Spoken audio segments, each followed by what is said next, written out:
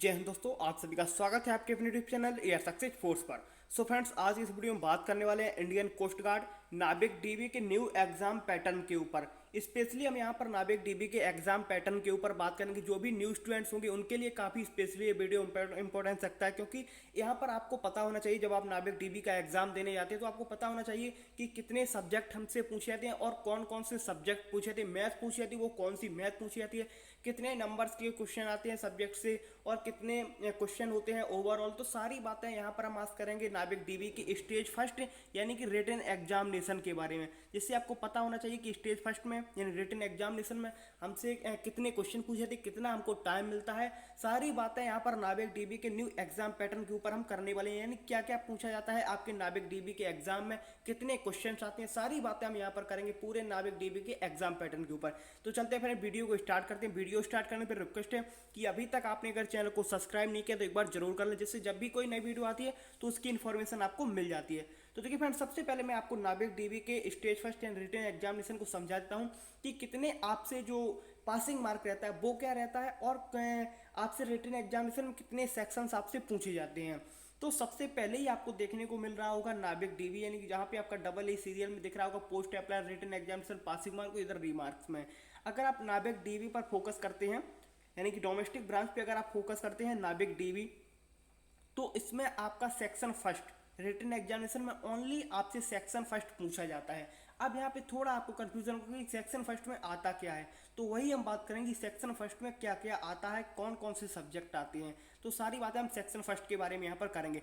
Passing mark जो होता है आपका अनरिजर्व ईडब्ल्यूएस ओबीसी के लिए 30 रहता है और एससी एसटी वाले कैंडिडेट्स के लिए 27 रहता है। यहाँ पर एक बात आपको ध्यान देनी है कि ये आपका पासिंग मार्क है, ये ना कि आपकी कट ऑफ है। तो ये आपके सिर्फ और सिर्फ पासिंग मार्क है जो आपको हर हाल में ये क्वालिफाई करना है। उसके बाद आपकी कैटेगरीज वाइज आपकी कट ऑफ लगती है, जैसे कि जनरल की अभी आप अगर देखें तो 52, ओबीसी आपकी 49 है, ईडब्ल्यूएस 48 है।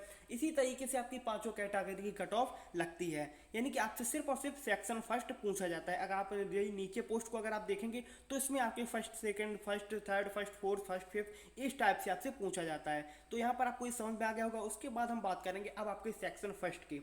तो सेक्शन फर्स्ट में अगर आप यहाँ पर फोकस करते हैं, सेक्शन फर्स्ट में डिटेल्स ऑफ एग्जामिनेशन, अगर इसमें अगर आप जाके देखेंगे तो मैक्सिमम मार्क 60, यानी कि जो आपके क्वेश्चन होते हैं एक नंबर का एक क्वेश्चन आपसे पूछा जाता है। या यहाँ पे अगर आप देखेंगे क्वेश्चन आपकी 60 होते हैं और एक नंबर का एक क्वेश्चन होता है। उसके बाद आपका जो टाइम मिलता है वो आपको 45 मिनट्स का आपको टाइम मिलता है, यानी 45 मिनट मिलते हैं आपको 60 क्वेश्चन करने के लिए। 45 मिनट आपको मिलते हैं 60 क्वेश्चन करने के लिए। उसके बाद एक जो सबसे बड़ा सवाल है कि नेगेटिव मार्किंग है कि नहीं है। तो नेगेटिव मार्किंग आपकी नहीं होती है इंडियन कोस्ट गार्ड के एग्जाम में अभी तक, और अगर आगे भी ऐसे ही सिचुएशन जैसे एग्जाम होते हैं तो भी आगे भी आपकी नेगेटिव मार्किंग नहीं होती। लेकिन अभी तक की अगर हम बात बताएं तो कोई नेगेटिव मार्किंग नहीं होती है इंडियन कोस्ट गार्ड के एग्जाम में। तो आपको यहाँ पे पता चलेगा कि 60 क्वेश्चन आपसे पूछे थे, 60 नंबर के होते, 45 मिनट आपको यहाँ पर टाइम मिलता है। उसके बाद जो आता है एक किस स्टैंडर्ड का जो हमारा सिलेबस होता है वो किस क्लास तक का रहता है। तो क्लास 10th का आपका सिलेबस पूछा जाता है, यानी कि जो आपके लेवल रहता है एग्जाम का वो क्लास 10th लेवल रहता है आपके इंडियन कोस्ट गार्ड नाविक डीबी एग्जाम का। उसके बाद पासिंग मार्क को तो मैं पहले आपको समझा चुका हूँ कि 30 अनरिजर्व ईडब्ल्यूएस ओबीसी के लिए और 27 एससी एसटी कैटेगरी के लिए। बात करते हैं हम यहाँ पर, अगर आप सब्जेक्ट को देखें subject wise allocation of question, यानी कि सब्जेक्ट वाइज आपके कितने क्वेश्चन आपसे पूछे जाते हैं। तो आपसे 5 सब्जेक्ट पूछे जाते हैं। सबसे फर्स्ट पे है आपका मैथ। मैथ में भी आपकी 2 मैथ होती है, जैसे आपकी एक अर्थमेटिक होती है और आप जिसको एक सिंपली सी भाषा समझें तो एक 12th वाली मैथ होती है। 12th में जैसे आपका जो इंटीग्रेशन जो आपका एक साइन कॉस वाला, अगर आप सीधी भाषा में समझें तो साइन कॉस वाला जो एक आपका रहता है वो आपकी एक मैथ होती है, एक आपकी अर्थमेटिक होती है, जैसे परसेंटेज हो गया, प्रॉफिट और लॉस हो गया। 2 मैथ होती है, इसी बात करेंगे अभी। तो मैथ आती है आपसे आपसे इंग्लिश पूछी जाती है, इंग्लिश भी आपकी क्लास 10th लेवल की रहती है। उसके बाद आपकी साइंस पूछी जाती है। साइंस आपकी जैसे कि फिजिक्स हो गया, केमिस्ट्री भी हो गया, बायो भी हो गया, यानी तीनों साइंस आपसे पूछी जाती है। उसके बाद बात करते हैं हम, आपसे रीजनिंग पूछी जाती है।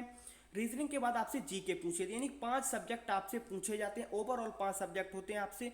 मैथ की बात करते हैं तो मैथ आपसे अर्थमेटिक बेस आपसे मैथ पूछी जाती है, यानी कि जो मैथ होती है वो आपकी अर्थमेटिक वाली मैथ होती है। जैसे मैंने पहले अर्थमेटिक को आपको समझाया हुआ है, मैं उसकी वीडियो की लिंक डिस्क्रिप्शन में दे दूंगा, जहाँ पे मैंने डिटेल नाभिक डीबी के सिलेबस को डिस्कस किया हुआ है। उस वीडियो को आप जरूर देखें, जहाँ पे मैंने पूरे सिलेबस को आराम से डिस्कस किया है विद इंपॉर्टेंट चैप्टर के साथ में।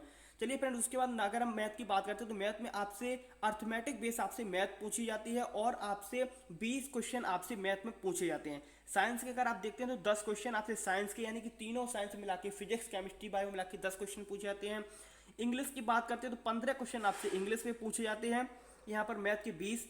और रीजनिंग की बात करते हैं तो रीजनिंग के भी 10 क्वेश्चन पूछे जाते हैं और जीके के आपके 5 क्वेश्चन आपसे पूछे जाते हैं। तो यहाँ पर आपको समझ में आ गया होगा कि मैथ जो आपकी अर्थमेटिक होती है 20 क्वेश्चन यहाँ से आते हैं, साइंस के 10 क्वेश्चन आते हैं, इंग्लिश के 15, रीजनिंग के 10 और जीके के 5 क्वेश्चन आपसे पूछे जाते हैं। तो यहाँ पर आपको पूरा सब्जेक्ट वाइज आपको समझ में आ गया। मैंने आपको मैथ बता दी कि आपसे मैथ जो होती है वो आपकी अर्थमेटिक बेस आपसे पूछे थी। मैंने पहले पूरे सिलेबस को डिस्कस किया हुआ है, इसी वजह से मैं यहाँ पर चैप्टर्स को नहीं बताऊंगा। मैंने वो वीडियो की लिंक डिस्क्रिप्शन में डाल दी है, तो उसको आप देख लेना, जहाँ पे आप चैप्टर्स को भी समझ जाएंगे। उसके बाद यहाँ पर आपको जो सेक्शन फर्स्ट का रहता है, ये आपको एक कट ऑफ पार करनी होती है। ये आपका अगर आप इसको टोटल काउंट करते हैं तो 60 क्वेश्चन आपके बनते जाके, जो 60 मार्क के होते हैं। उसके बाद आपकी कट ऑफ लगती है, कट ऑफ के बाद आपका पूरा जो स्टेज सेकंड का प्रोसेस होता है उसमें आप शॉर्ट लिस्ट होंगे, देन उसके बाद आपका आगे का प्रोसेस चलता है। तो आई होप जो मैं यहाँ पे एग्जाम पैटर्न को डिस्कस करने के लिए आया था वो आपको समझ में आ गया होगा। मैंने एग्जाम पैटर्न यानी कि आपको बताया कि कौन से सब्जेक्ट आपसे पूछे थे और सब्जेक्ट से कितने क्वेश्चन आपसे पूछे थे, पासिंग मार्क क्या रहता है, आपको टाइम कितना मिलता है, आपसे क्वेश्चन कितने पूछे थे। तो नाभिक डीबी में आपसे सिर्फ और सिर्फ सेक्शन फर्स्ट पूछा जाता है। तो आई होप आपके सारे डाउट्स यहाँ पर क्लियर हो गए होंगे। अगर आपको वीडियो अच्छी लगे तो वीडियो को एक बार लाइक कर दें और दोस्तों के साथ अपने शेयर जरूर करें। मिलते हैं आपसे अगली वीडियो में, तब तक के लिए जय हिंद, जय भारत।